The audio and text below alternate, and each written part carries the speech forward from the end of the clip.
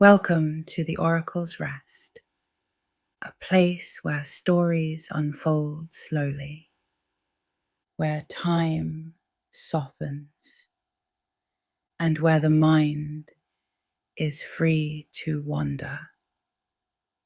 Tonight, we move gently through the world of Greek mythology, not as a single story, but as a quiet unfolding of ideas, one thought leading softly into the next.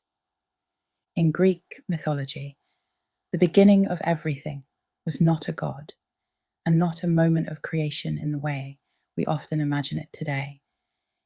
It began with something called chaos, but chaos did not mean disorder or destruction. Instead, it referred to a vast emptiness, a gap, an opening. Not quite nothing, but not yet something either. It was the space in which everything else would eventually emerge. A quiet beginning, without form, without shape, but full of possibility. From this undefined state, the first presences began to appear. And importantly, they were not created by a higher being. They simply came into existence. One of the first was Gaia, the earth, not just land, but a living, foundational presence. Gaia was both the ground beneath everything and a being with awareness and agency. In early Greek thought, the earth was not separate from life. It was life. Alongside Gaia, another presence emerged, Tartarus, later described as a deep abyss far below the underworld. But in the beginning, it was simply depth itself, a vast, unreachable below. If Gaia represented surface and stability, Tartarus represented what lay far beneath. The Greeks imagined the structure of existence as layered, not just stretching outward, but extending endlessly above and below. Another early force appeared, Eros, often later associated with love or desire. But in these earliest myths, Eros represented something more fundamental, a force of attraction, the quiet impulse that draws things together. Without it, nothing would combine, nothing would grow, nothing would connect. It was not emotional. It was structural, a necessary condition for creation to continue. These early presences, chaos, Gaia, Tartarus, and Eros, did not arrive with assigned roles. They were not part of a plan. Instead, they formed the conditions of existence itself. Space, foundation, depth, and connection. And from these conditions, everything else would slowly emerge. Not through a single moment, but through generations. Greek mythology does not describe creation as an event. There is no instant where everything suddenly appears. Instead, it unfolds gradually, one layer forming, then another. This is one of the defining qualities of these myths. Creation is not something that happens once. It is something that continues, a process rather than a beginning and end. From Gaia, the earth itself, new beings began to emerge, and these began to take on more recognizable forms. One of the most important was Uranus, the sky, but not just the sky as we see it. Uranus was imagined as the entire dome of the heavens, stretching endlessly above the earth, enclosing it completely. The relationship between Gaia and Uranus forms one of the earliest structures in Greek mythology. Gaia lay below, Uranus stretched above. Together, they formed a complete and enclosed world, the sky covering the earth entirely. This reflects an early human attempt to understand the environment, looking upward and downward, and imagining those two realities as connected. From their union, a new generation emerged, the Titans. These were not minor figures. They were vast, powerful, and deeply symbolic. Each Titan represented an essential aspect of existence: time, memory, light, law. They were less like individual characters and more like forces, given form. Among these Titans, one of the most important was Cronus, often associated with time, but not time as a measurement, rather time as something that moves forward without pause, something that overtakes everything that comes before it.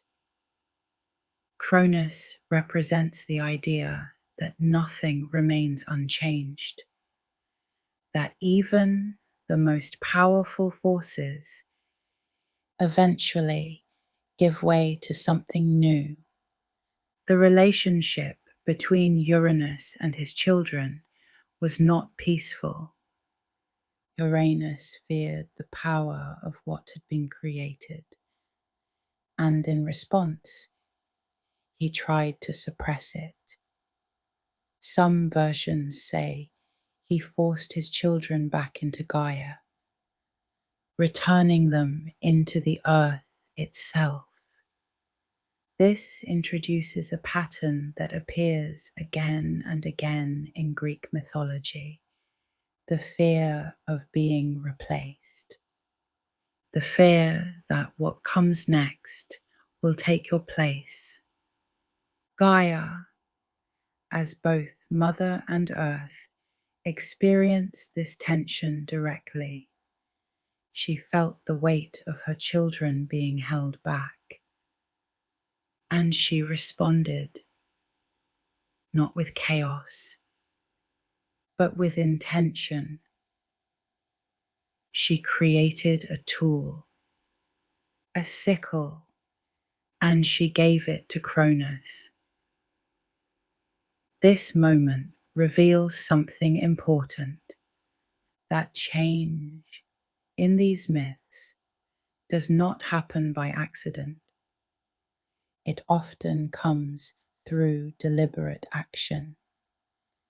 Cronus used the sickle to overthrow Uranus, separating the sky from the earth, creating space between them. This act is not only symbolic, it reshapes the structure of the world. What was once enclosed becomes open, and in that openness, movement becomes possible. Growth becomes possible. After Uranus was overthrown, Cronus became the ruler of the Titans. But the pattern did not end, because Cronus, like Uranus before him, began to fear the next generation. He understood from experience that power does not remain still, that what rises can also fall. And so he tried to prevent that future, to stop the next generation before it could emerge. This repetition forms one of the central ideas in Greek mythology. Power leads to fear. Fear leads to control, and control inevitably begins to break down. What begins to take shape through these early myths is not simply a story about gods, but a pattern. Each generation rises, tries to hold on, and is eventually replaced. The Greeks were not only explaining the origin of the world, they were observing something deeper. That change is constant, that stability is temporary, and that even the most powerful forces are part of a larger cycle. And as this cycle continues, a new generation begins to rise, one that will reshape the world again, more familiar, more human, and closer to the stories that are remembered today. We continue slowly as the next generation begins to take shape. After Cronus took power from Uranus, the structure of the world had changed. The sky and earth were no longer fused together. There was now space between them, and within that space, a new order could develop. Cronus ruled during what later writers would describe as a golden age, a time when humans, according to myth, lived without labor, without aging in the same way, and without structured laws. But this golden description comes from later interpretation. In the earlier myths, Cronus's rule is defined less by peace and more by control, because Cronus understood something fundamental. He had overthrown his own father, which meant he could be overthrown as well. To prevent this, Cronus made a precise and calculated decision. Each time one of his children was born, he swallowed them, not metaphorically, but literally. In myth, the act represents something very specific: the attempt to stop time from moving forward, to prevent succession entirely. His children were not killed. They were contained, held within him, as if frozen in time. These children were not minor figures.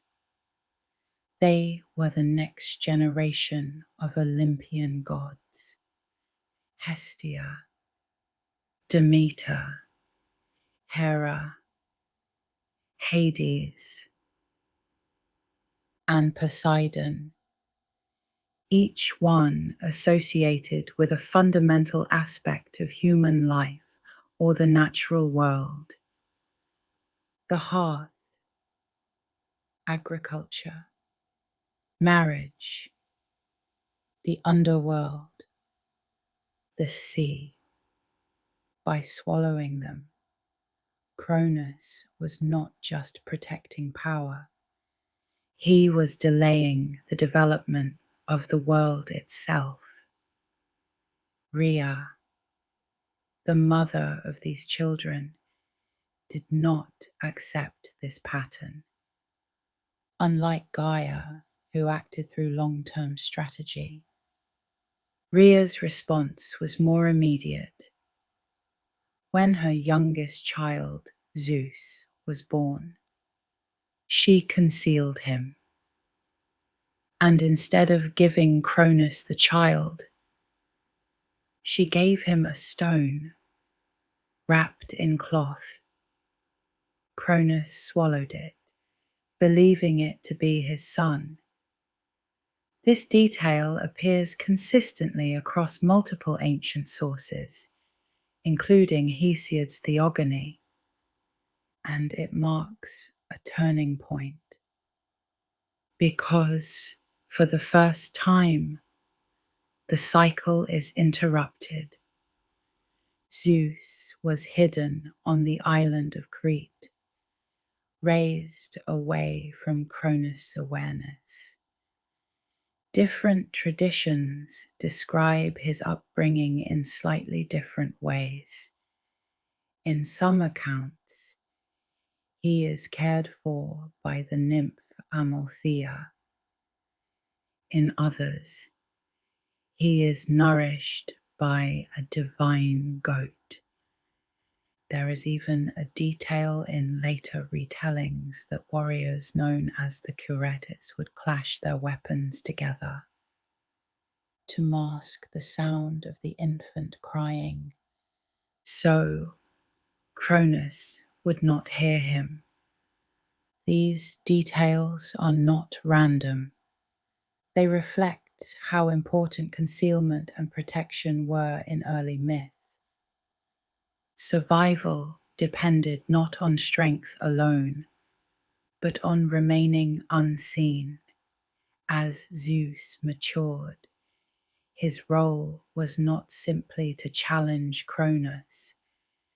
It was to restore the natural progression that had been interrupted. But he did not act through force immediately. Instead, he used strategy.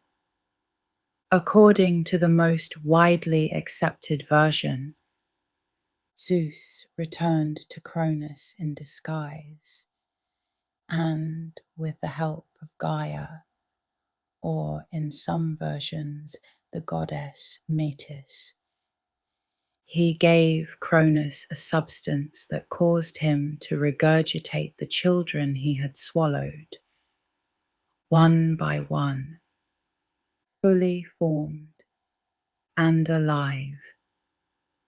This detail is important because it reinforces the idea that time had not destroyed them. It had only delayed them. With his siblings restored, Zeus did not immediately become ruler. What followed was a prolonged conflict known as the Titanomachy, a war between two generations. The Titans, led by Cronus, and the younger gods, led by Zeus. This was not a brief or symbolic struggle. Ancient sources describe it as lasting for 10 years, a sustained conflict with no clear advantage on either side for much of its duration. One of the reasons the war was prolonged is that the Titans represented older, more fundamental forces, while the Olympians represented a more structured and differentiated order.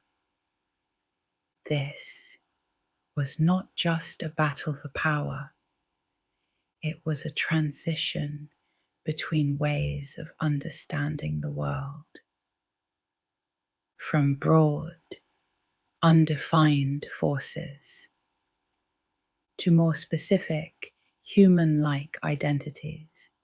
The turning point in the war came when Zeus released the Cyclopes and the 100-handed ones, beings who had also been imprisoned earlier by Uranus. The Cyclopes are particularly important because they were credited with forging the weapons that defined the Olympian gods. Zeus's thunderbolt, Poseidon's trident, and Hades's helm of invisibility. These were not decorative symbols. They represented domains of control, sky, sea, and the unseen realm of the dead. The 100-handed ones, known as the Hecatoncheires, played a different role. They were described as immensely powerful, capable of hurling massive stones in rapid succession. Their involvement in the war is often described as overwhelming, a decisive shift in momentum. This reflects a recurring idea in Greek myth that hidden or suppressed forces, when released, can completely alter outcomes. With these allies, Zeus and the Olympians eventually defeated the Titans, but the outcome was not annihilation. Instead, the Titans were imprisoned, most commonly said to be confined within Tartarus, the same deep region that had existed since the earliest formation of the world, now serving a new function, not just as depth, but as containment. After the war, Zeus and his brothers did not assume control arbitrarily. They divided the cosmos through a structured method by drawing lots. Zeus received the sky, Poseidon the sea, and Hades the underworld. The earth itself and Mount Olympus remained shared domains. This distribution is significant because it reflects an early concept of balance rather than total control by a single figure. Zeus's role as ruler was not absolute in the modern sense. He was the most powerful, but not beyond limitation. Even he was subject to fate, an idea that will become increasingly important because in Greek mythology, fate is not controlled by the gods. It exists above them. This transition from Titans to Olympians marks a shift in how the world is understood within the myth. The earlier generation represented broad, impersonal forces, but the Olympians begin to resemble human behavior more closely. They form relationships. They argue. They make decisions based on preference, emotion, and perception. What emerges is a system that is no longer purely structural, but relational. The world is no longer just built. It is interacted with through personalities, through choices, through conflict and cooperation. And as this new order settles into place, the focus begins to shift from the structure of the universe itself to the behavior of those who inhabit it,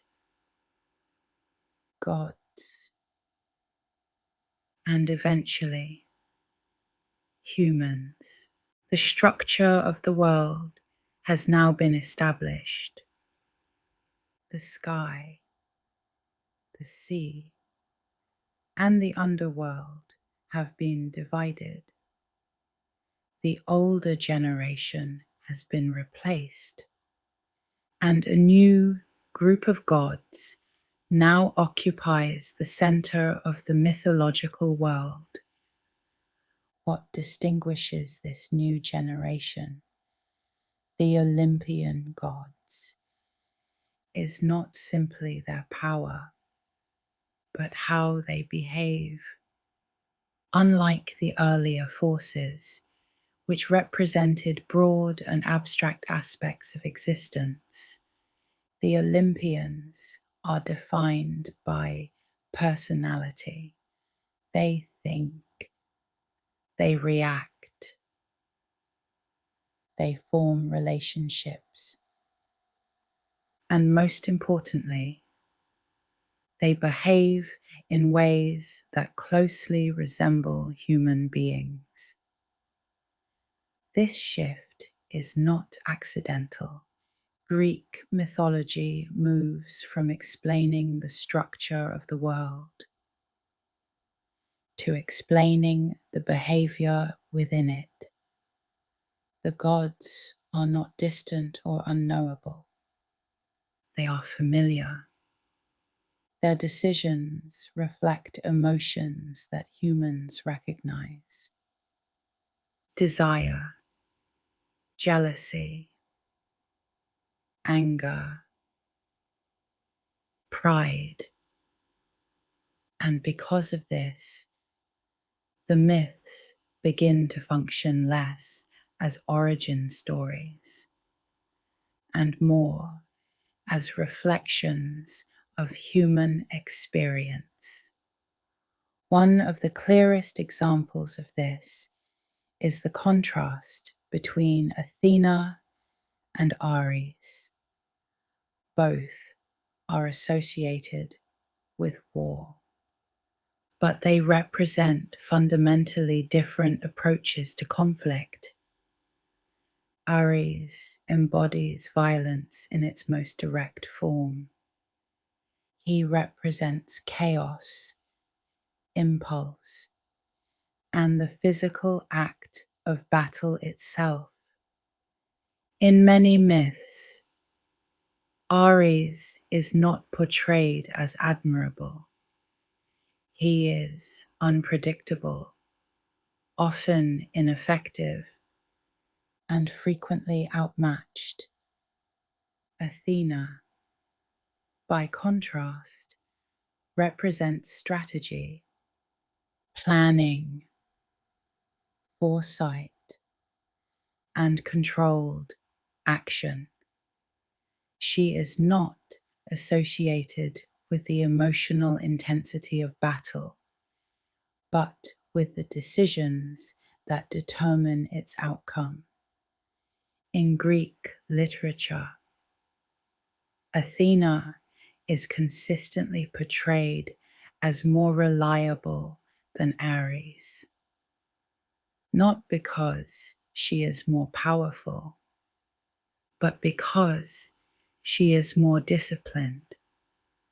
This contrast reflects a broader idea within Greek thought that success is not determined by force alone, but by the ability to think, to plan, and to act with intention. A similar contrast appears in the relationship between Apollo and Dionysus. Apollo is associated with order, with clarity, reason, and structure.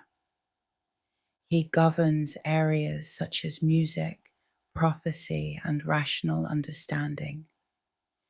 His presence represents balance, the ability to interpret the world in a controlled and coherent way. Dionysus represents something very different.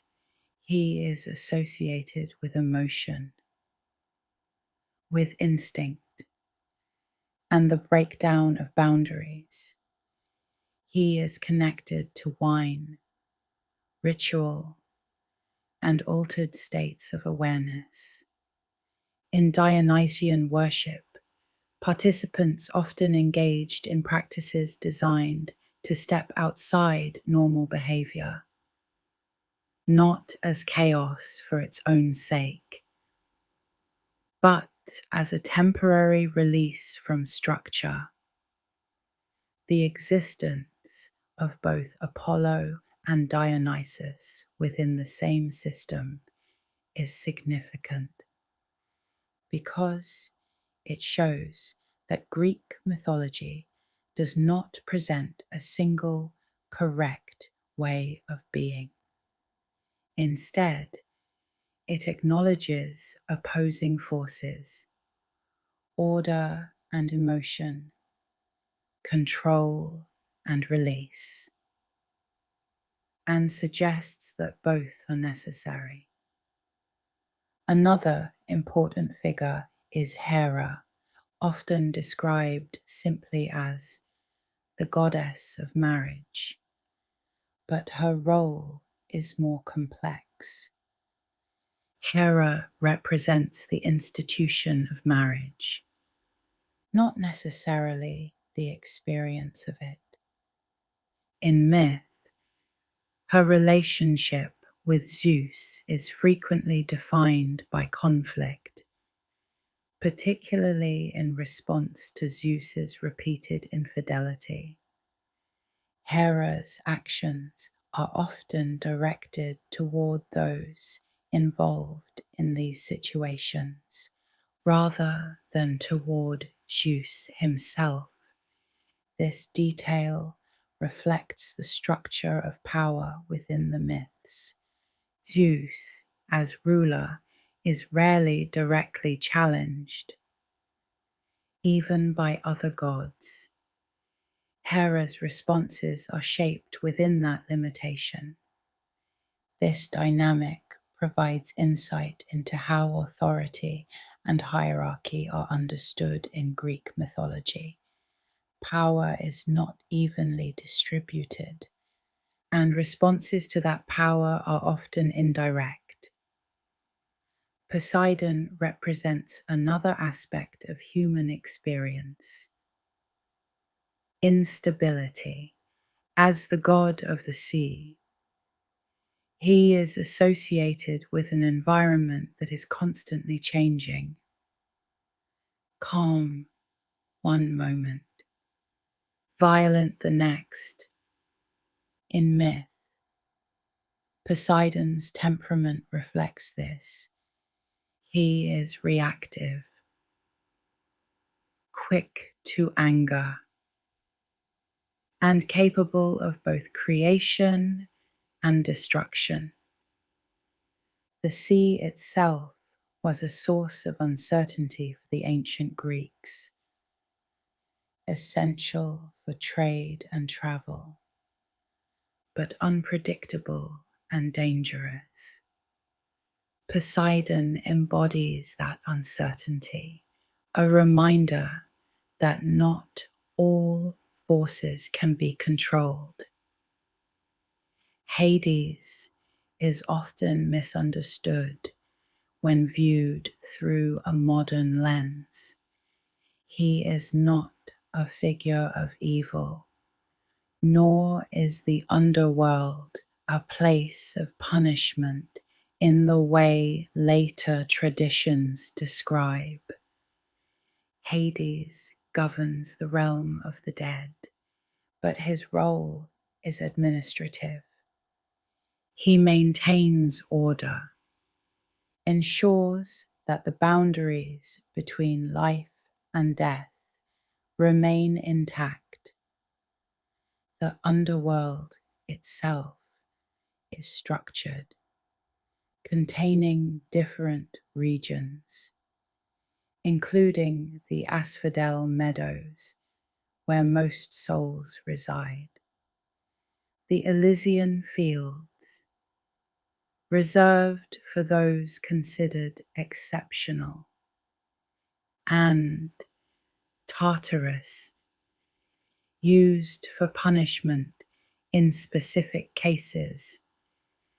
This organization reflects a view of death that is not based primarily on moral judgment, but on categorization, placement, and continuation.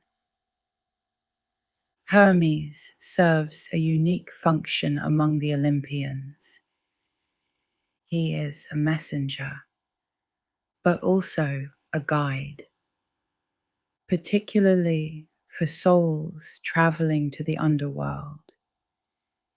He moves between worlds, between the divine and the human, between the living and the dead. This ability to cross boundaries makes Hermes one of the most flexible figures in Greek mythology. He is associated with communication, but also with transition, movement, and the spaces between established structures. What becomes clear through these figures is that the Olympian gods are not distant abstractions. They are systems of behavior, ways of understanding how different forces interact, rather than presenting a single explanation for the world. Greek mythology offers multiple perspectives, each god representing a different pattern, a different way that events can unfold. And as these patterns continue to develop, the focus begins to shift again from the gods themselves to the ways in which humans attempt to understand, interact with, and respond to them. As the Olympian gods establish their roles within the structure of the world, what becomes increasingly clear is that they are not defined only by power, but by patterns of behavior. Unlike the earlier generation of Titans, which represented broad and often impersonal forces, the Olympians are distinct. They act, they respond, they form preferences, and in doing so, they begin to mirror human behavior in a way that is unusually direct for an ancient system of belief. This shift marks a transition in the purpose of mythology itself. Earlier, myths focused on explaining how the world came into existence. But with the Olympians, the focus becomes how the world functions, how decisions are made, how conflicts develop, and how different types of behavior lead to different outcomes. One of the most consistent ways this is expressed is through contrast between gods who share a domain, but represent fundamentally different approaches within it. A clear example appears in the figures of Athena and Ares, both associated with war, but not with the same understanding of what war is. Ares represents the physical reality of conflict, the immediate, violent, and often unstructured experience of battle. In Homeric texts, particularly in the Iliad, Ares is depicted as impulsive, quick to engage, but lacking strategic awareness. He enters battle with intensity, but without restraint, and as a result, he is frequently injured or forced to withdraw. This portrayal is important because it shows that raw aggression, even when powerful, is not presented as effective. Ares is feared, but not respected. He embodies the cost of conflict rather than its success. Athena, by contrast, represents an entirely different model.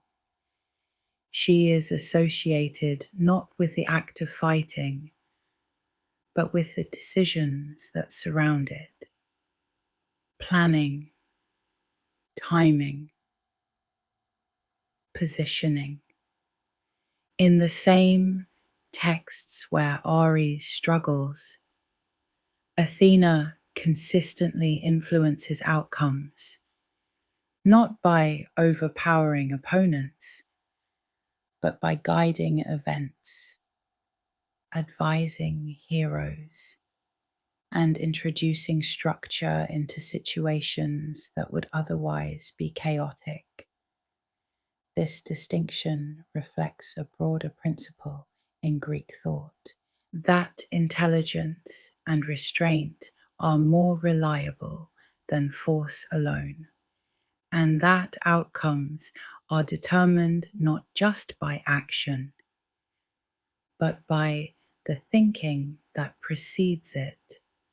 A similar contrast exists between Apollo and Dionysus, though their domains are less immediately physical.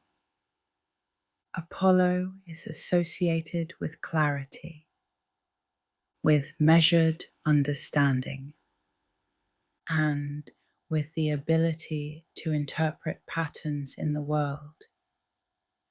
He is connected to prophecy, particularly through the Oracle of Delphi, where responses were often ambiguous. but structured, requiring careful interpretation rather than emotional reaction. Apollo also governs music, but not in a chaotic or improvisational sense. His music is ordered, mathematical, based on proportion and harmony. This reflects a belief that the world itself contains underlying structure that can be observed and understood. Dionysus represents a departure from that structure, not as opposition, but as a necessary counterpart. He is associated with altered states, experiences in which normal boundaries are reduced.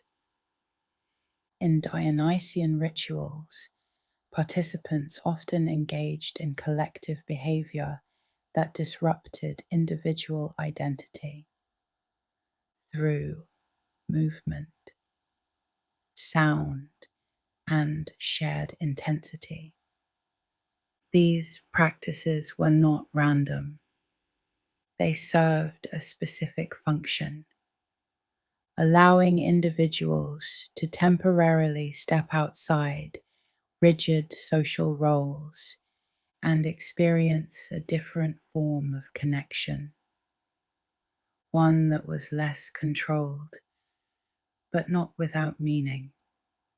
The coexistence of Apollo and Dionysus reflects an understanding that human experience is not singular. It includes both structure and release, both clarity and intensity, and that a complete system must account for both. Hera provides a different type of insight. Her role is often simplified to that of a jealous or reactive figure. But this interpretation overlooks the structural position she occupies. Hera represents the institution of marriage, a formalized system of alliance and continuity. Her conflict with Zeus is not only personal. It reflects the tension between structure and authority. Zeus, as ruler, operates with relative autonomy, while Hera is associated with maintaining a system that requires consistency. In many myths, Hera's responses are directed toward those who disrupt that system, rather than toward Zeus himself. This is not incidental. It reflects the limitations placed on direct opposition within a hierarchy, where power is concentrated and must be navigated indirectly. Poseidon introduces another dimension, one that is closely tied to the natural environment. As the god of the sea, his behavior reflects the characteristics of that domain. The sea was essential to Greek life, facilitating trade, travel, and communication between regions. But it was also unpredictable, subject to sudden and often uncontrollable change. Poseidon's temperament mirrors this instability. He is capable of both assistance and destruction, granting safe passage in one instance and causing shipwrecks in another, without a consistent pattern. This inconsistency is not portrayed as irrational. It reflects the reality of interacting with forces that cannot be fully controlled and the need to approach them with caution rather than expectation. Hades represents a different kind of system entirely, one that is often misinterpreted through later cultural frameworks. In Greek mythology, Hades is not a figure of punishment, nor is the underworld defined primarily by suffering. Instead, it is a structured environment designed to contain and organize the dead. Most individuals are said to reside in the asphodel meadows, a neutral space without significant reward or punishment. Only a small number of individuals are placed elsewhere, in the Elysian fields or in Tartarus, based on specific criteria, often related to exceptional behavior. This distribution reflects a view of existence after death that is not centered on moral judgment, but on classification, a continuation of structure, rather than a transformation based on belief. Hermes serves a connective role within this system. He is responsible for movement between locations, between states, and between conditions of existence. As a messenger, he facilitates communication between gods and humans, but as a guide, he escorts souls to the underworld, ensuring that transitions occur in an orderly way. This function makes Hermes essential, not because he controls a domain, but because he enables interaction between domains. What emerges from these patterns is a system in which each god represents not just a concept, but a way in which events can unfold, a set of behaviors, a predictable pattern within a larger structure. These patterns allow the myths to operate on multiple levels, explaining natural events, describing human behavior, and providing a framework for understanding uncertainty.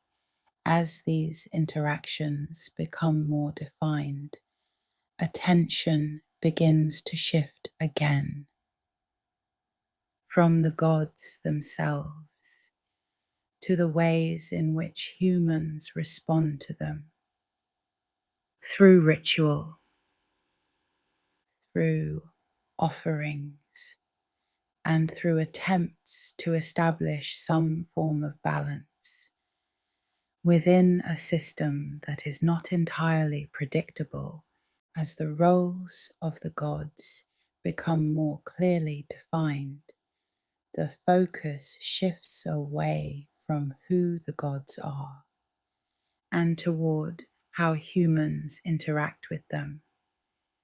Because in Greek mythology, the relationship between humans and gods is not passive. It is structured, it is deliberate, and it is built on a system of exchange. Worship in ancient Greece was not centered on belief in the way it is often understood today. There was no requirement to believe correctly, no formal doctrine that needed to be accepted. Instead, what mattered was participation, ritual action, carrying out practices that had been established over time. This distinction is important because it means that religion in ancient Greece functioned less as an internal state and more as an external behavior, something that was done, rather than something that was privately held. At the center of this system was the concept of reciprocity, a structured relationship between humans and gods, often summarized as I give so that you may give. Offerings were not symbolic gestures. They were transactions, carefully performed acts intended to establish favor or maintain an existing relationship. These offerings could take many forms: food, wine, oil, or, in more significant cases, animal sacrifice. Animal sacrifice followed a highly specific process. It was not random, and it was not solely about the act itself. The animal would be selected carefully, often required to be without visible flaw, representing a form of completeness. Before the sacrifice, participants would prepare the space, purifying it with water, sometimes scattering barley, marking the boundary between ordinary activity and ritual action. The act of sacrifice itself was communal. It was performed publicly, with witnesses, and often accompanied by prayer spoken aloud. After the sacrifice, the animal was not discarded. It was divided. Certain portions were burned for the gods, while the rest was consumed by the participants. This detail is important because it shows that ritual was not separate from daily life. It was integrated into it.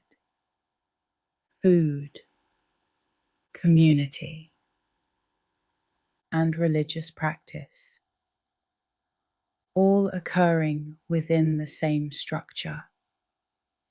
Temples also played a role in this system, but not in the way they are often imagined. They were not primarily places for gathering or for collective worship. Instead, temples were considered the residence of the god, a physical location where the presence of the deity was acknowledged. Inside, there was typically a statue, not intended to represent the god in a literal sense, but to provide a focal point, a place where offerings could be directed. Most rituals did not occur inside the temple. They took place outside, at altars, where the community could gather. This reflects a practical structure. The temple contained the divine presence. but the ritual belonged to the people. Another key aspect of Greek religious practice was the role of oracles, particularly the Oracle of Delphi. At Delphi, individuals would travel from across the Greek world seeking guidance, not for abstract questions, but for specific decisions. Should a city go to war? Where should a colony be established? What actions should be taken in response to crisis? The responses given by the oracle were rarely direct.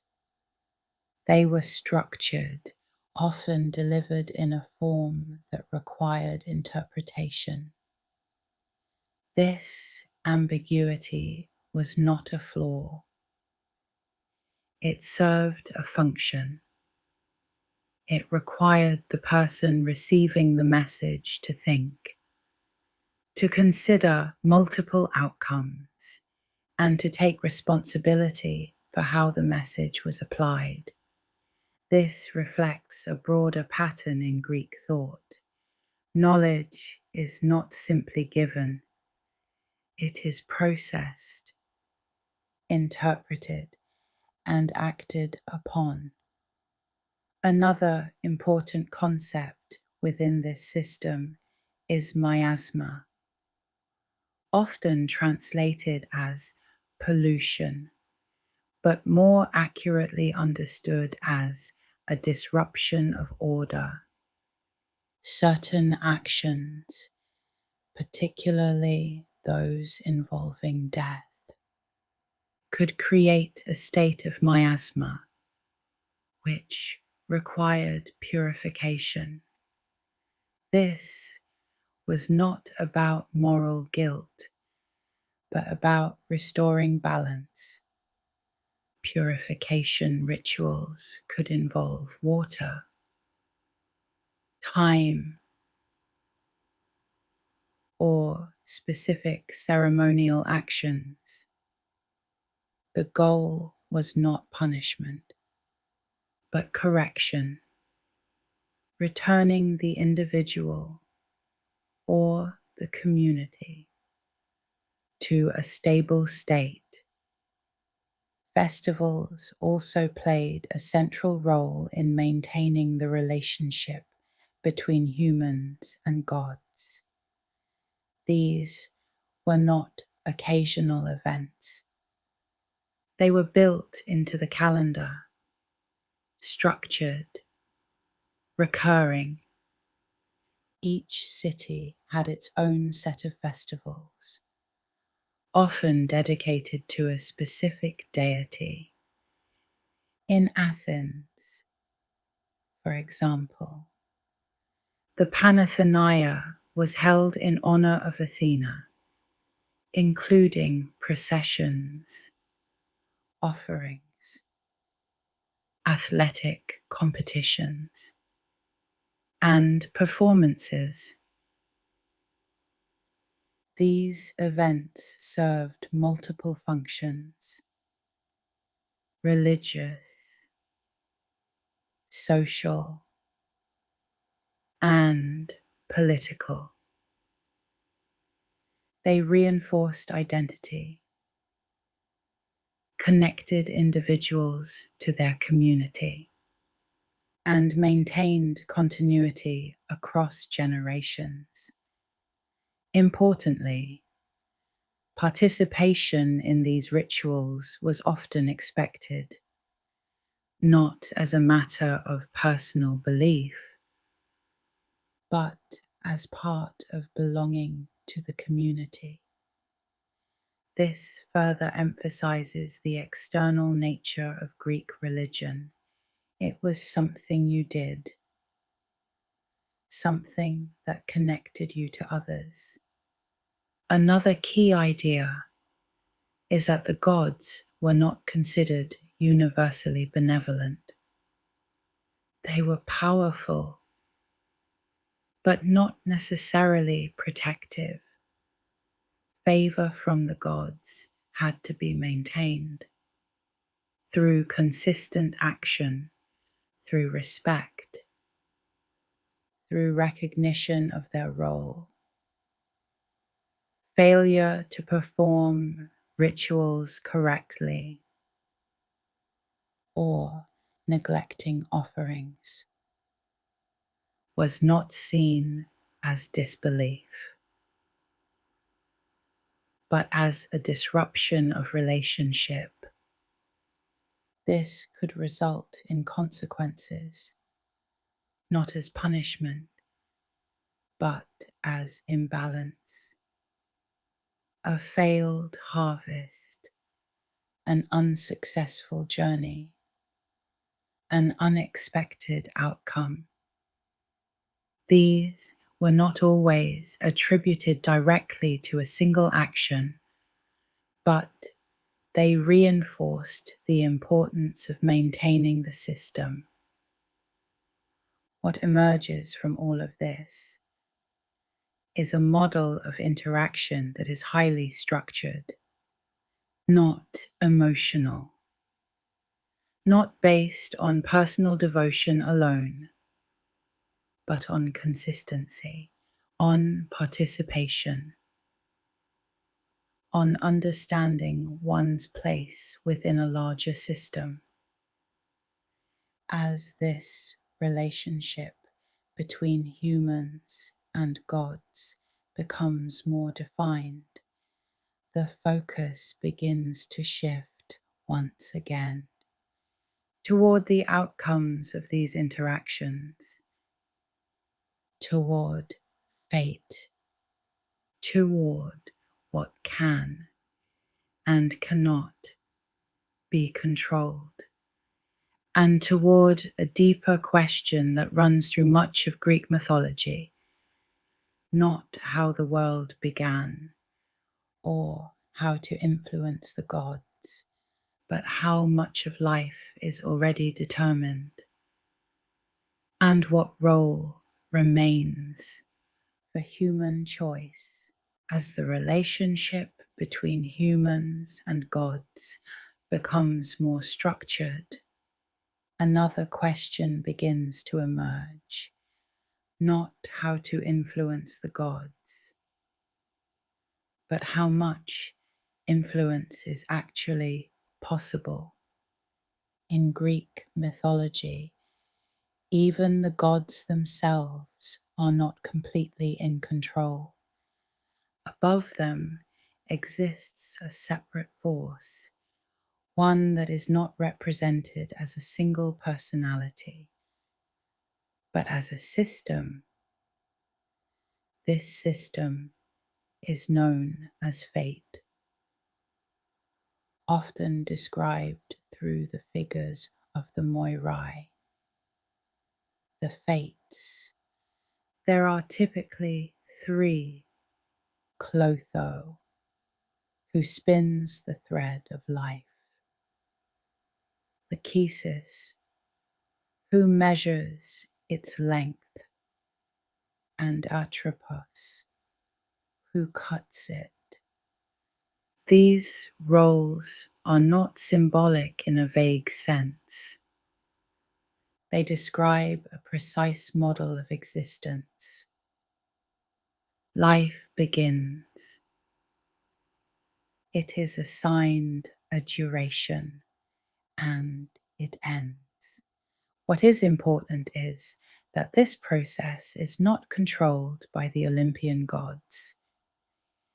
Even Zeus, the most powerful among them, is described in multiple sources as being unable to override fate entirely. There are moments in myth where Zeus attempts to intervene, particularly in the Iliad, where he considers saving individuals from death. But in these moments, he hesitates, because altering fate would disrupt the structure that even he depends on. This introduces a key idea. Power does not equal total control. The gods can influence events. They can delay outcomes.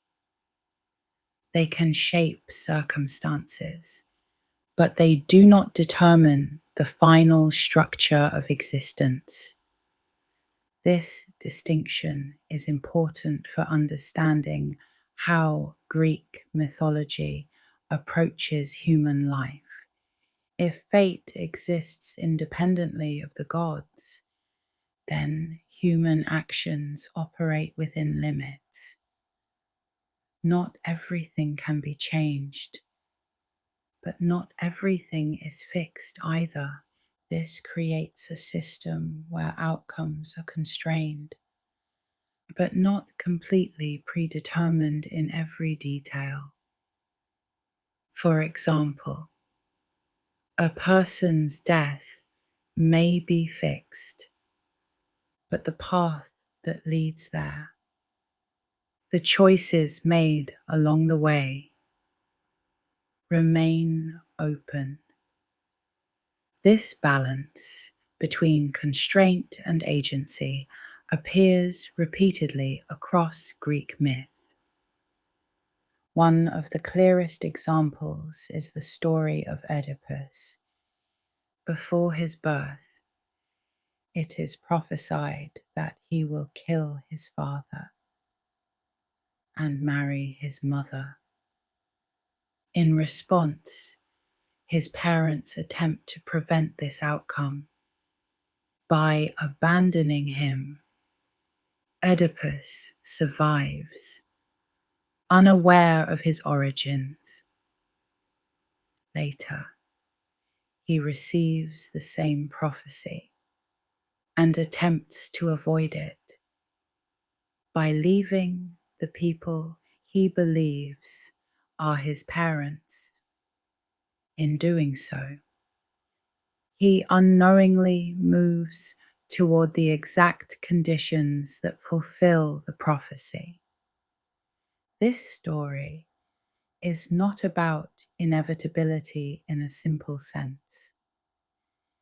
It demonstrates that attempts to avoid fate can become part of the mechanism that brings it about. The actions taken are logical, even rational, but they operate within a structure that is already defined.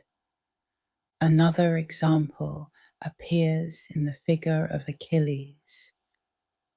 Achilles is given a choice: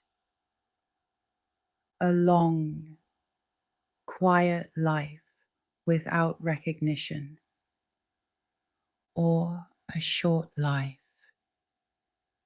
with lasting fame. He chooses the second. This decision is important because it shows that within the structure of fate, choice still exists. The length of his life may be constrained, but how that life is lived remains within his control. This introduces a different perspective. Fate defines limits, but meaning is created within those limits. The Greek concept of the afterlife reflects a similar structure. Death is not presented as a transformation into a completely different state. It is a continuation within a different environment. The soul, referred to as the psyche, is not described as carrying identity in the same way as the living person. It becomes more like a shadow, a reduced form of existence. In Homer's Odyssey, when Odysseus encounters the dead, they are described as lacking strength and requiring blood offerings in order to temporarily regain awareness. This detail suggests that consciousness in death is not constant. It must be reactivated. The majority of souls reside in the asphodel meadows, a neutral space without strong reward or punishment. This differs significantly from later systems that divide the afterlife into moral categories. In Greek mythology, most individuals experience a similar continuation. Only a small number are separated into different regions. The Elysian fields are reserved for those considered exceptional, not necessarily morally perfect, but distinguished in some way. Heroes, or those favored by the gods. Tartarus, on the other hand, is used for specific punishments, but these are rare and typically reserved for figures who disrupt the fundamental order, such as those who challenge the gods directly or violate core boundaries. Even within these punishments, there is a pattern. The consequences are often structured and repetitive. Sisyphus, forced to push a stone uphill, only for it to roll back down. Tantalus, placed in water he cannot drink, beneath fruit he cannot reach. These are not arbitrary.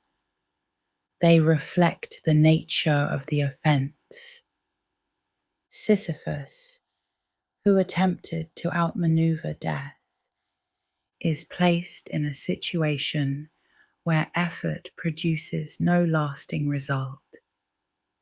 Tantalus, who abused access to divine privilege, is placed in a state where access is permanently denied. These patterns reinforce the idea that the system is structured. Actions lead to consequences, but those consequences are specific and aligned with the behavior that caused them. Returning to the concept of fate, it becomes clear that Greek mythology does not attempt to remove uncertainty. It defines boundaries, but leaves space within them. Humans act, make decisions, respond to situations, but they do so within a framework that is not entirely visible. This creates a particular kind of tension, not fear of punishment, but awareness of limitation, that not everything can be controlled, and that outcomes are not always determined by intention alone. As these ideas develop, the myths begin to move toward a more reflective perspective, not focused on what happens, but on what can be understood, on how humans interpret their place within a system that includes structure, uncertainty, and limits. And from this point, the focus begins to shift once more toward the question of meaning, why these stories persist, and what they reveal about how humans attempt to understand a world that is both ordered and unpredictable. Greek mythology does not focus only on gods. A large portion of its material centers on heroes, figures who are not fully divine, but not entirely human either. Most heroes are described as the children of a god and a mortal. This mixed origin is consistent across many stories. Heracles, the son of Zeus and Alcmene. Perseus, the son of Zeus and Danae. Theseus, often described as the son of Poseidon. This structure is not incidental. It creates a category of individuals who can interact with both worlds. They are capable of facing divine challenges, but remain subject to human limitations. Unlike gods, heroes are not immortal. Their stories are defined by actions, not by ongoing existence. A hero's significance is measured by what they accomplish, not by how long they endure. Heracles provides one of the most detailed examples. His story includes a sequence of tasks known as the 12 labors, each assigned as a form of imposed obligation. These tasks are not random. Each involves confronting a specific type of threat. The Nemean lion, described as having skin that could not be pierced by weapons, required Heracles to adapt. He ultimately defeats it through physical force rather than tools.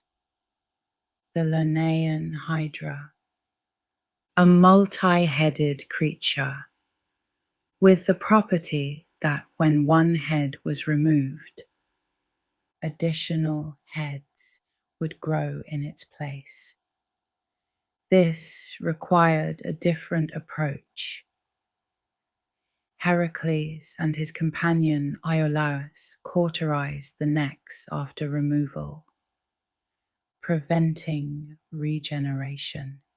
These details demonstrate that hero myths are structured around problem solving, not just strength. Perseus' encounter with Medusa follows a similar pattern. Medusa is described as a gorgon, whose gaze turns observers to stone. Rather than confronting her directly, Perseus uses reflection, viewing her through a polished surface to avoid eye contact. This is another example of indirect strategy, a recurring theme across multiple myths. Theseus' story includes the labyrinth, a constructed environment designed to prevent escape.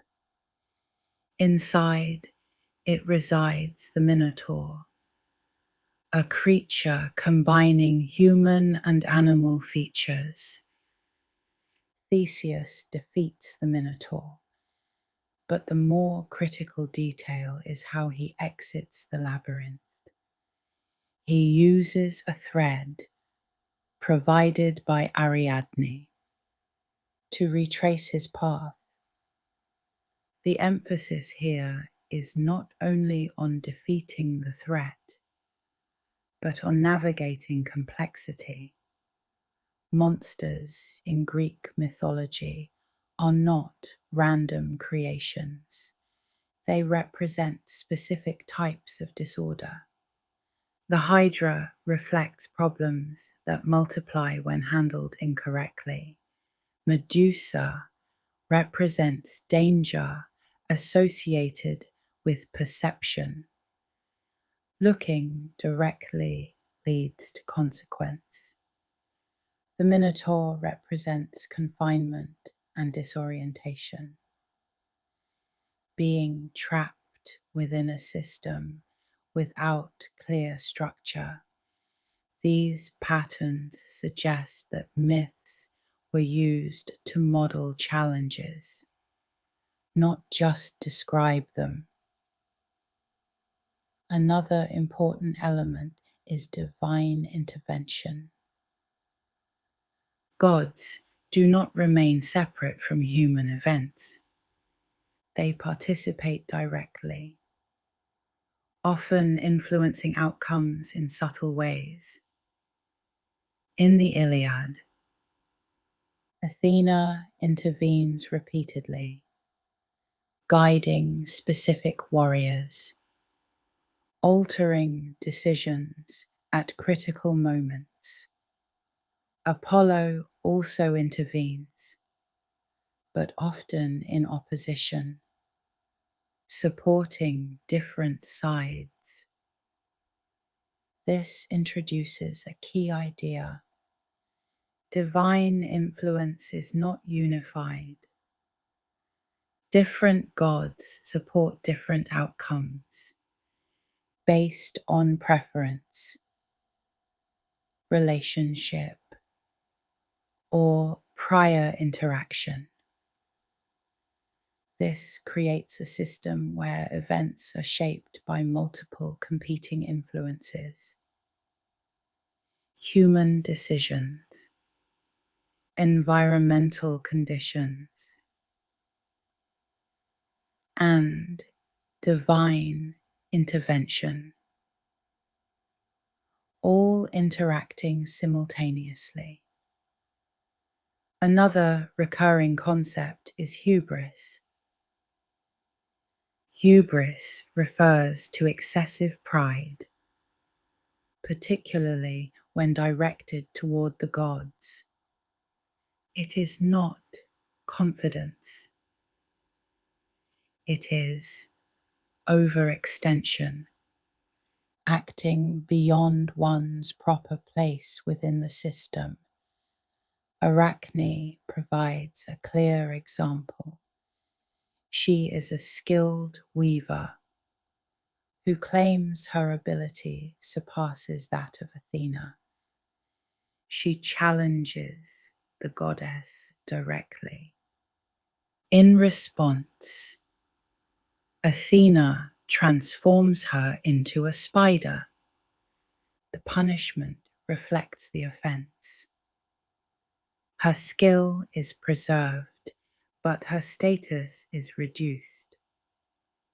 Niobe presents another case. She boasts of having more children than the goddess Leto. In response, Apollo and Artemis, Leto's children, kill Niobe's offspring. Again, the consequence aligns with the claim. Hubris is not punished arbitrarily. It is corrected in a way that restores balance. Myths also function as explanations for natural phenomena.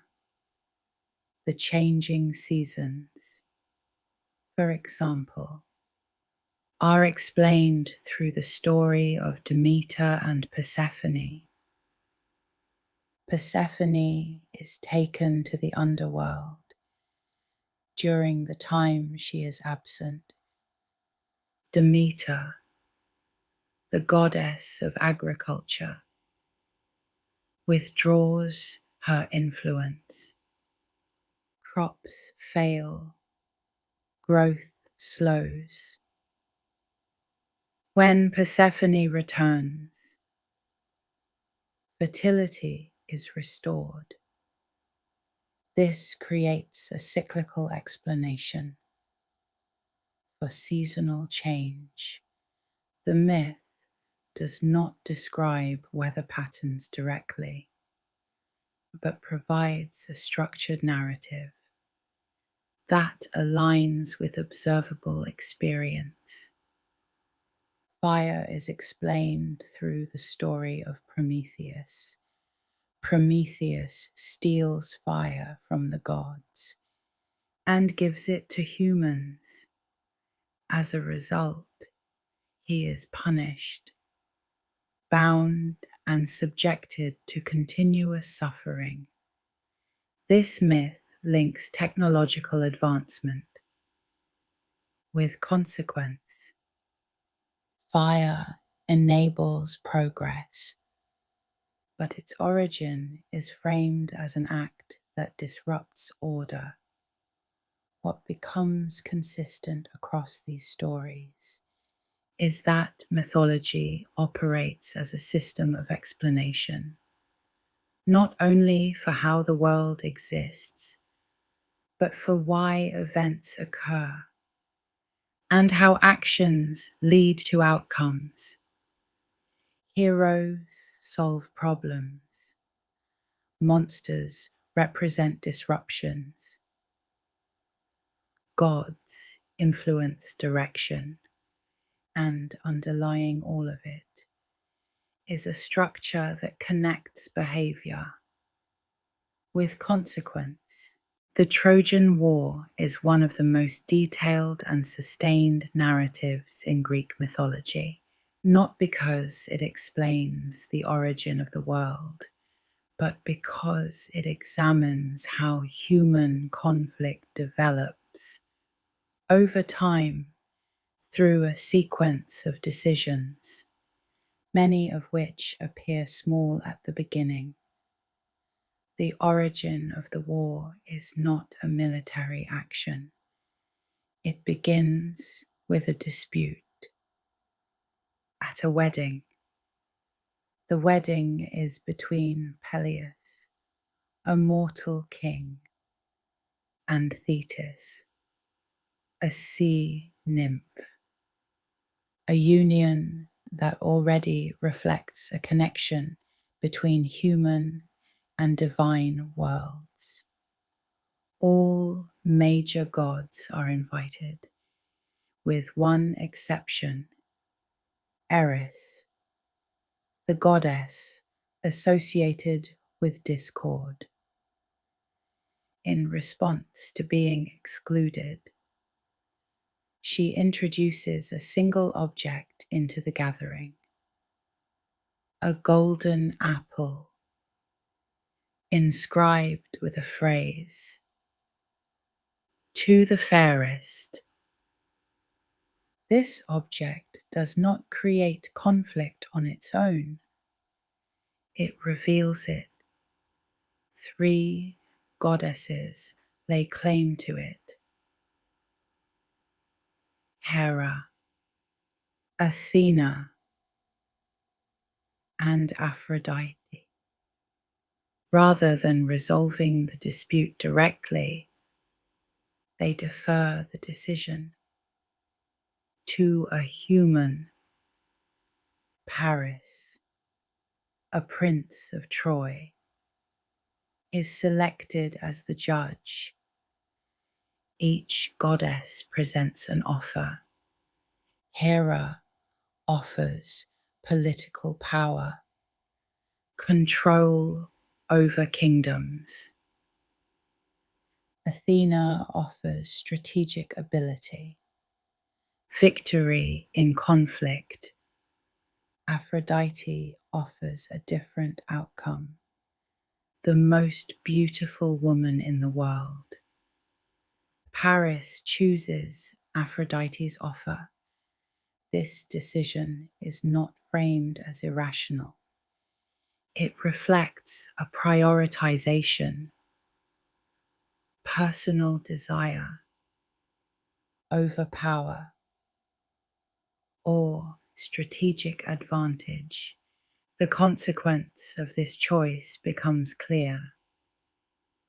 Because the woman Aphrodite promises is Helen.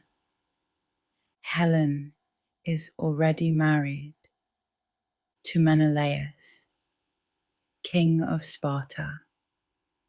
Paris travels to Sparta and leaves with Helen. Whether this is described as abduction or consent varies by source, but the outcome is the same: a violation of an existing alliance. This action activates a prior agreement. Helen's suitors had once sworn an oath to defend her marriage, regardless of who she chose. This oath brings together a coalition of Greek leaders: Agamemnon, Odysseus, Achilles. Each joins the campaign for different reasons, some for obligation, some for reputation, some for personal interest. The war itself is not continuous.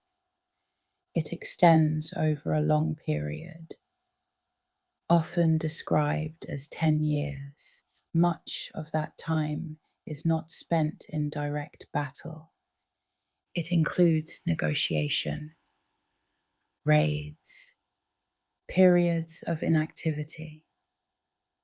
The events most commonly described occur in the final phase. Achilles becomes one of the central figures, not only because of his ability, but because of his position within the system. He is not fully aligned with authority. His conflict with Agamemnon begins over the distribution of war prizes. Agamemnon takes Briseis, a woman previously awarded to Achilles. This act is not only personal, it is structural. It challenges status, recognition, position within the hierarchy. Achilles withdraws from battle. This decision has immediate consequences. Without him, Greek forces begin to lose ground. This demonstrates a recurring idea. Individual actions can alter collective outcomes. Patroclus, a companion of Achilles, attempts to compensate. He enters battle wearing Achilles' armor. This creates a temporary shift, but also leads to misidentification. Hector, Prince of Troy, kills Patroclus, believing him to be Achilles. This event reverses Achilles' position. His return to battle is not motivated by strategy.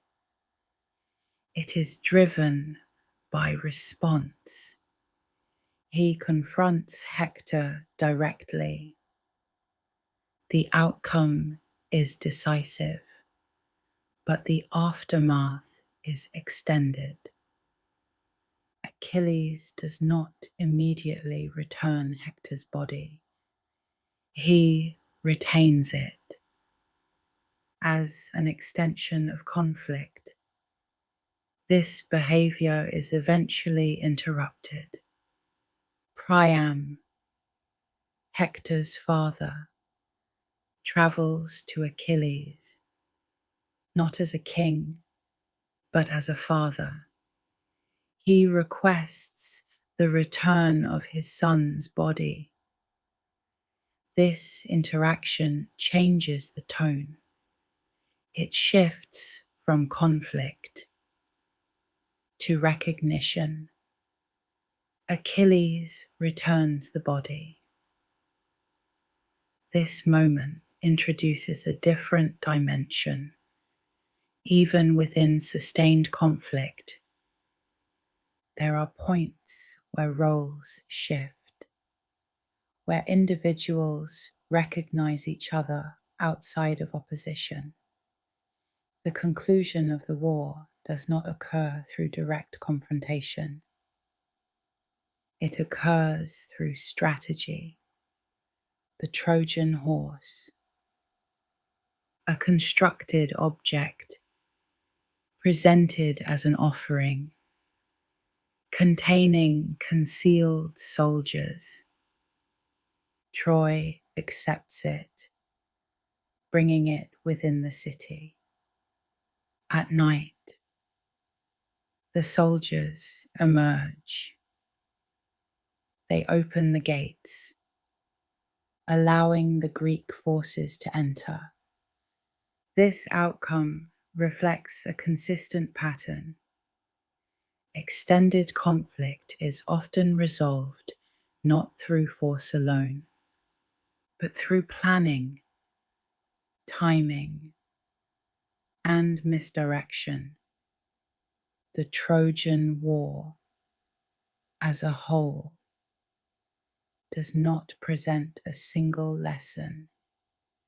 It presents a sequence of interactions, decisions, responses, consequences, each building on the last. What begins as a dispute over recognition develops into a sustained conflict, maintained by obligation and resolved through structure. Beyond heroes and large-scale conflicts, Greek mythology also places significant emphasis on lineage, on how individuals are connected across generations. Genealogy in Greek myth is not background detail. It is structural. Relationships determine alliances, conflicts, and legitimacy.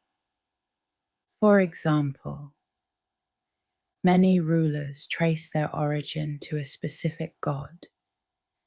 This is not symbolic. It functions as a claim to authority. A city or region could justify its leadership by connecting its lineage to a divine figure. This is seen in multiple traditions. Spartan kings were associated with descent from Heracles. Athenian identity was tied closely to Athena. These connections were not interchangeable. They defined identity. Another important structure is the use of epithets. Gods are rarely referred to by a single name alone. They are identified by additional titles, each specifying a particular function or context.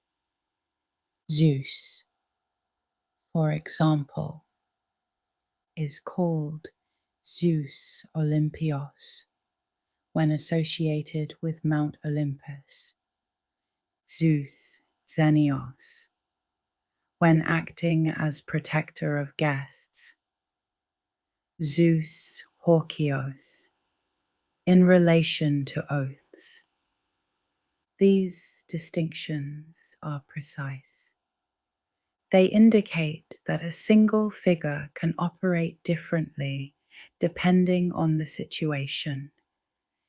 This allows the system to remain flexible, rather than assigning one fixed role. Each god can be understood through multiple functions. This flexibility extends into how myths vary across regions. Greek mythology is not a single unified narrative. Different city-states preserved different versions of the same events. These variations are not considered errors. They reflect local priorities, traditions, and interpretations. For example, the parentage of certain heroes can change depending on the source.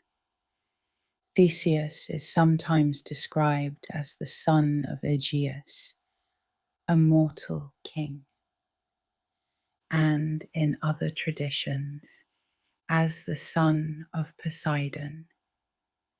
This dual identity allows the myth to function in different contexts, providing both a human lineage and a divine connection.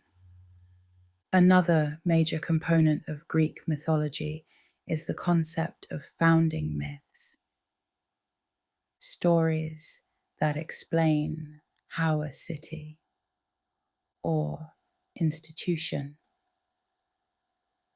came into existence. Athens provides a clear example. The city's origin is tied to a contest between Athena and Poseidon. Each offers a gift. Poseidon produces a saltwater spring. Athena produces an olive tree. The olive tree is chosen because it provides long-term value, food, oil, wood. This myth does not only explain a name, it reinforces a cultural value that sustainable resources are more beneficial than immediate display of power.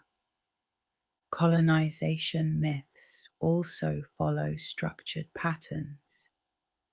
When Greeks established new settlements, they often connected them to a mythic origin. An oracle would be consulted, a leader would be identified, and the new location would be framed as part of a larger system.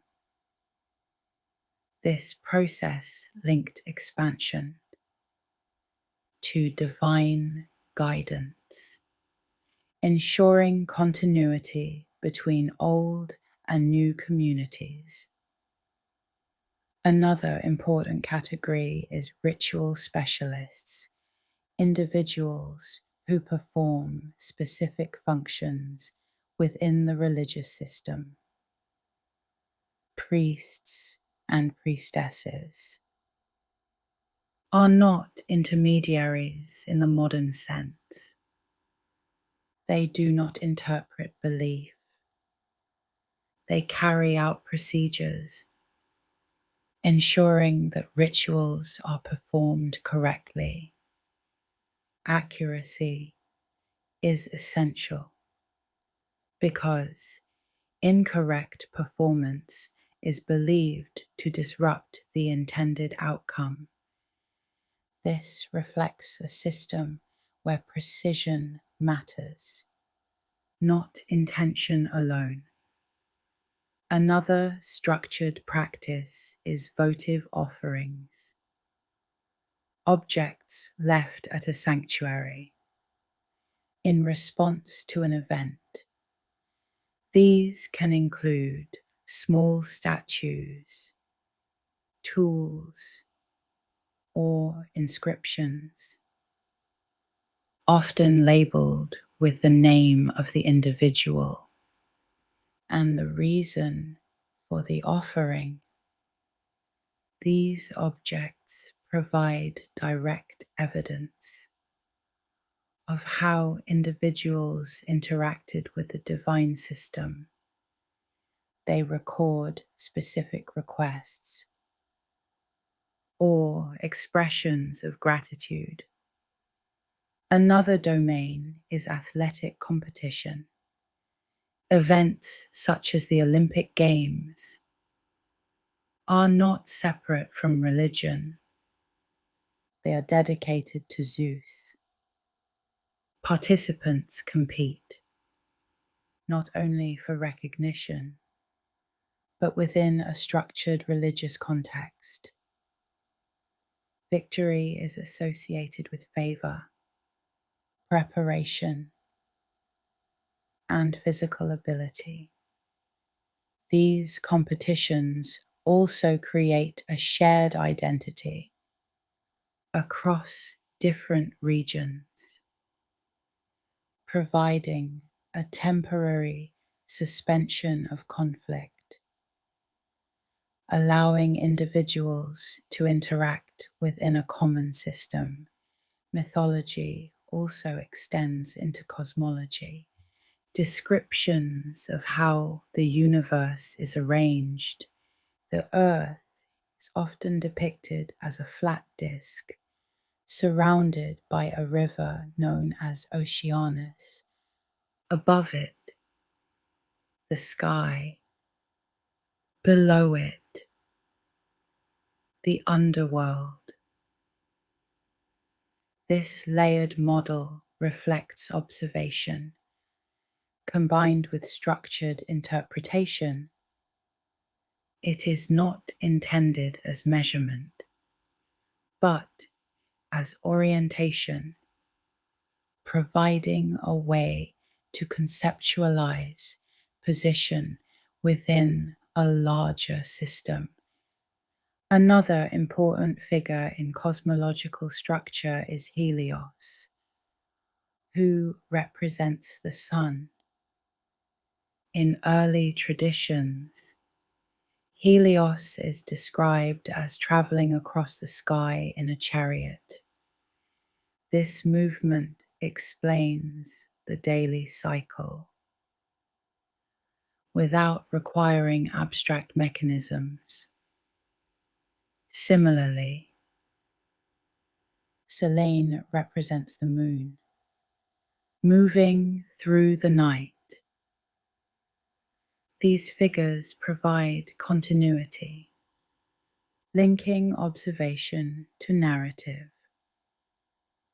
Finally, Greek mythology consistently returns to the idea of balance, not as a static condition, but as something maintained through ongoing interaction between humans, gods, and the environment. Actions produce responses, systems adjust, and stability is not permanent. It is sustained through participation, recognition. As mythological systems became more established, another development began to take shape within Greek culture. A gradual shift from explaining the world through narrative to examining it through reasoning. This shift did not replace mythology immediately. For long periods, both systems existed together. Myths continued to provide structure, while early philosophers began asking different kinds of questions. Not who caused events, but what underlying principles might explain them.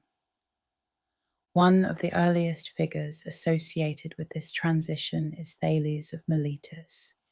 Thales proposed that water was the fundamental substance underlying all things. This is not mythology. It is an attempt to identify a single material basis for existence. Yet it emerges from the same environment where earlier explanations had relied on divine figures. Another early thinker, Anaximander, introduced the concept of the apeiron, a boundless, indefinite source from which all things emerge. This idea echoes earlier concepts like chaos, but differs in that it is not personified. It is not a being. It is a principle. This marks a clear development. The structure remains, but the form changes. Later, thinkers continued this pattern. Heraclitus proposed that change itself is the fundamental condition of existence.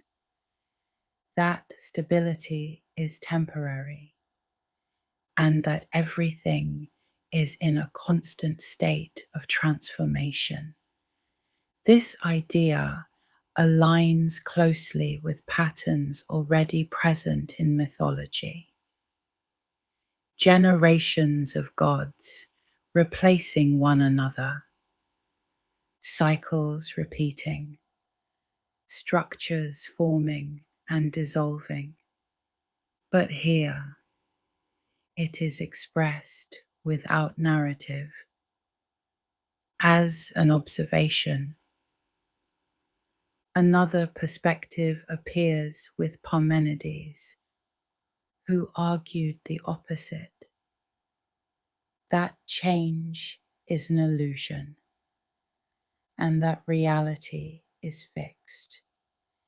These contrasting views mirror the dual structures already seen in myth: order and disruption, stability and motion. The difference is not in the ideas themselves, but in how they are expressed. From story to abstraction, over time, these philosophical approaches became more formalized, leading to schools of thought, one of the most influential being Stoicism. Stoicism does not reject mythology entirely, but it reframes it, interpreting the world as governed by a rational structure, often referred to as logos, a principle of order that organizes events. This idea carries forward earlier patterns: the existence of structure, the presence of limits, the importance of responding appropriately, but shifts the focus from influencing external forces to managing internal response, what can be controlled and what cannot. This distinction is already present in myth, where fate defines boundaries and individuals act within them. Stoicism makes this explicit, separating external events from internal reaction and emphasizing stability within uncertainty. Other philosophical traditions continue the transition. Plato introduces the idea that the physical world is not the most fundamental level of reality, but a reflection of more stable, abstract forms. This, again, parallels mythological structure, where visible events are often guided by unseen systems. And Aristotle focuses on classification, on defining categories, and understanding how things function within a structured system. This reflects the same impulse seen throughout Greek mythology: to organize, to define, to explain. Across all of these developments, the underlying pattern remains consistent: a movement toward understanding, not removing uncertainty, but working within it, recognizing structure without assuming complete control. And over time, the myths themselves continue to persist, not only as explanations, but as frameworks, ways of thinking about behavior, choice,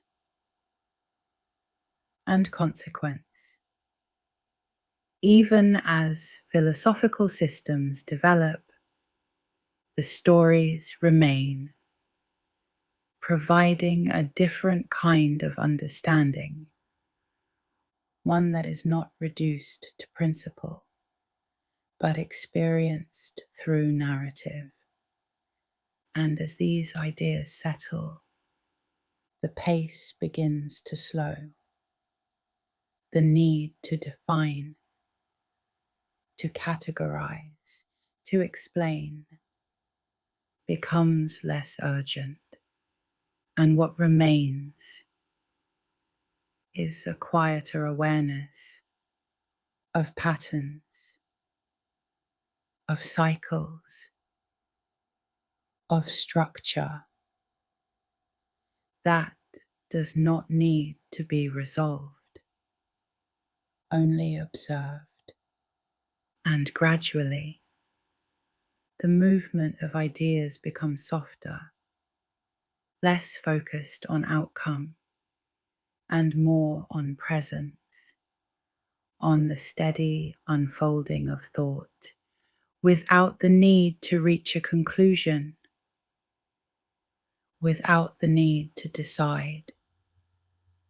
And as everything continues, slowly, from one idea to the next, the structure remains, but the effort to follow it can begin to fade, and the mind can rest.